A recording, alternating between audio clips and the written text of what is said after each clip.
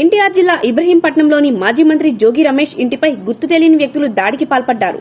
కారులో వచ్చిన 4 వ్యక్తులు జోగి రమేష్ ఇంటిపైకి రాళ్లు విసురుతుండగా అక్కడ సెక్యూరిటీగా ఉన్న కానిస్టేబుల్ వారిని నిలువరించేందుకు ప్రయత్నించారు. అయితే అతనిపై కూడా వారు తిరగబడ్డారు. ఆ సమయంలో ఇంట్లో ఎవరూ లేరు. ఇప్పటికే దాడి చేసి ప్రమాదం ఉండటంతో మాజీ మంత్రి ఇంటి ముందు ఇనుప ఫెన్సింగ్ కూడా ఏర్పాటు చేశారు.